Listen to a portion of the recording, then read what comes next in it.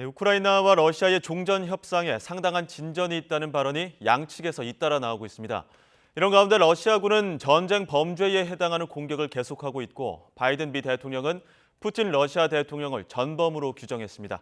관련 내용 국제부 호준석 기자에게 자세히 들어보겠습니다. 어서 오십시오. 안녕하십니까. 일단 대화가 좀 급진전하고 있는 것 같은데 협상장에서 어떤 이야기들 오갔습니까? 네, 영국 파이낸셜 타임즈가 가장 구체성을 띤 보도를 했는데요. 협상에 참여했던 3명의 소식통을 인용해서 보도했습니다. 15개 항의 초안을 만들기로 합의하고 세부 내용을 논의하고 있다는 것입니다.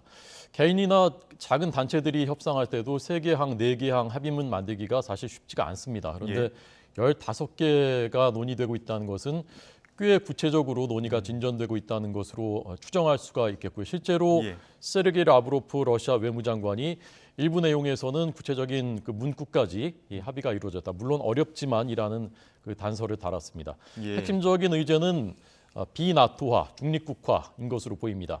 이미 젤렌스키 대통령이 나토 가입 포기에 대해서 가능성을 언급했기 때문에 관건은 그렇다면 러시아는 거기에 대해서 반대급부로 무엇을 줄 수 있을 것이냐 하는 문제인 것 같습니다.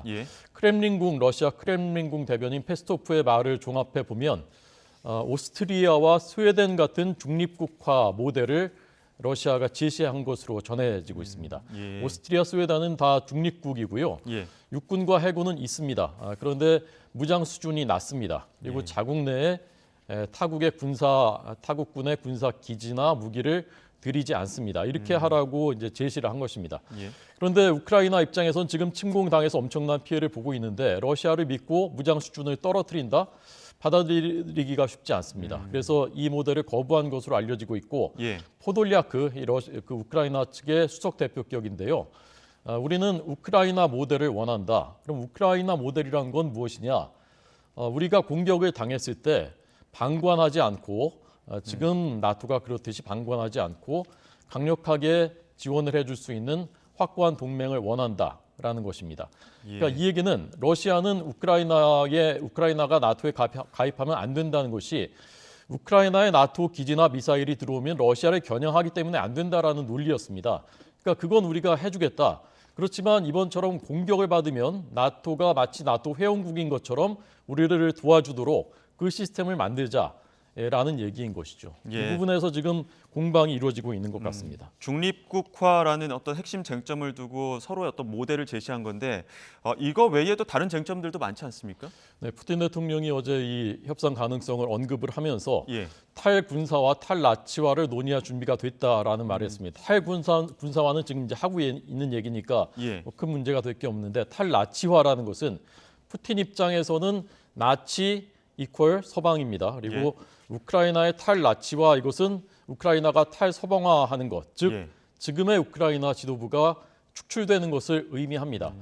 그래서 이것이 또 하나의 걸림돌이 되지 않을까 하는 우려가 있고요. 그다음에 핵심 쟁점인 돈바스하고 크림반도 영토 인정하는 문제, 이 문제가 어떻게 논의되고 있는지는 자세히 전해지지 않고 있습니다. 다만 우크라이나 측이 24일 러시아가 침공한 이후에 점령한 지역에서는 다 러시아군이 떠나는 그것은 반드시 이 합의에 들어가야 된다라는 입장을 밝혔습니다.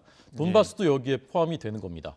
그런데 푸틴 대통령이 어제 그 한 말 중에 돈바스 주민들의 안보 문제, 그러니까 안전보장 문제가 핵심 의제다라는 말을 했거든요.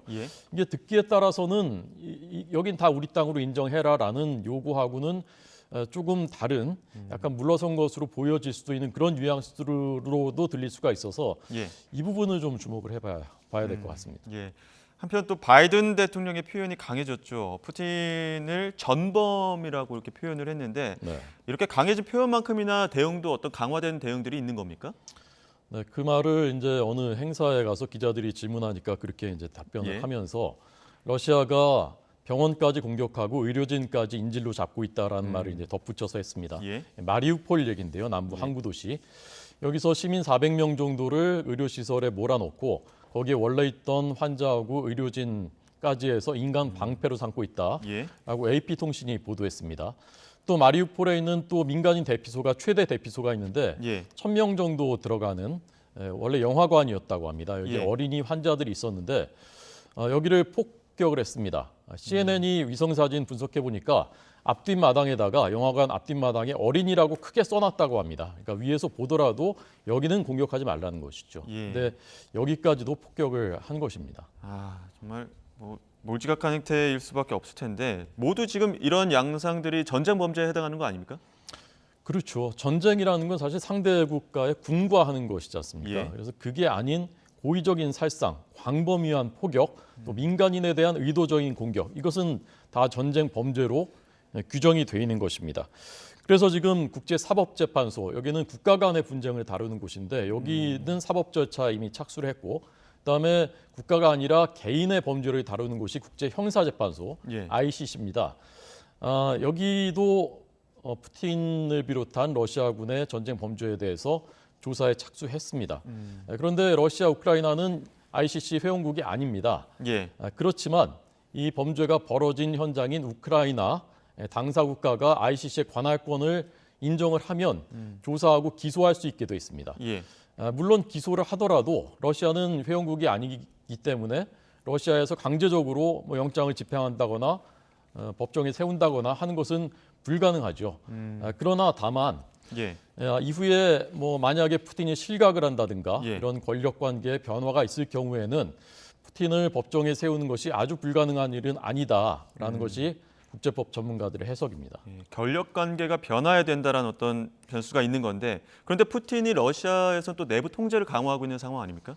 네, 푸틴 입장이라면은 제가 예. 푸틴이라면은 지금 많이 불안하고 초조할 것 같습니다. 예. 전쟁이 큰 성과 없이 만약에 종전이 된다면 내부 여론이 동요할 것이고 이미 경제에 큰 타격을 받았고 책임론이 불거질 것입니다. 예. 그래서 KGB의 후신인 러시아의 정보기관 FSB인데요.